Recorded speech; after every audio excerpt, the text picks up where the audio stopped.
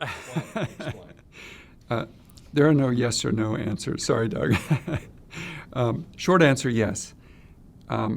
First of all, we need to define the term worldview, which for me comes from Joseph Schumpeter, Austrian economist, who basically said worldview is your ideology plus random knowledge. So your ideology is your characteristic set of beliefs about the world and the way the world works. And then added to that are particular experiences that you've had in your life that create a coloring around that worldview. So clearly, someone's worldview matters a great deal to how they would go about answering ethical issues.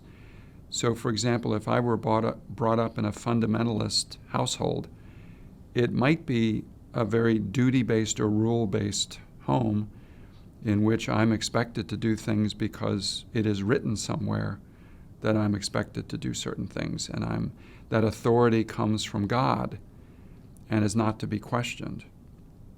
On the other hand, if I'm a philosopher and I'm trained in a modern Western institution, I'm probably likely also a duty-based thinker based on Immanuel Kant, Enlightenment thinker.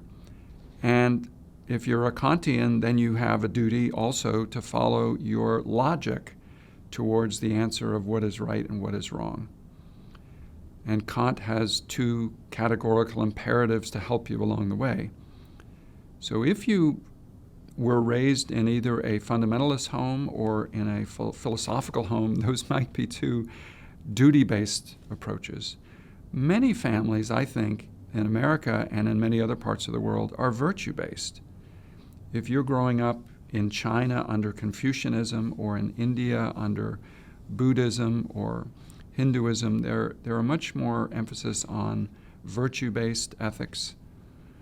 And in virtue-based, there are no simple answers, no simple right or wrongs. It all depends upon asking the question, what would Jesus do? What would Muhammad do?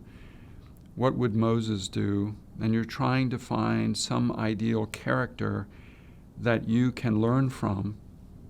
And through your interaction of your experiences and your mistakes, you gradually learn what a virtuous life is all about.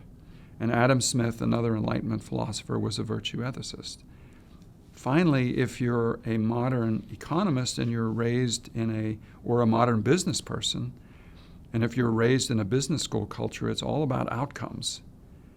And that's the third moral framework that I think is a very powerful influence in society today. And if that's your context in which you have been brought up, you're always interested in what's the outcome for either society, if you're a philosopher, or with your business, if you're a business person, or with me, if I'm an ethical egoist, like an Ayn Randian person. So I think that worldview that you're raised with has a big influence in how you approach this issue. And what I try to do in my books is to say, if you find yourself only talking about one approach, then I think you're missing something, and you could widen your analysis a little bit and get some good insights.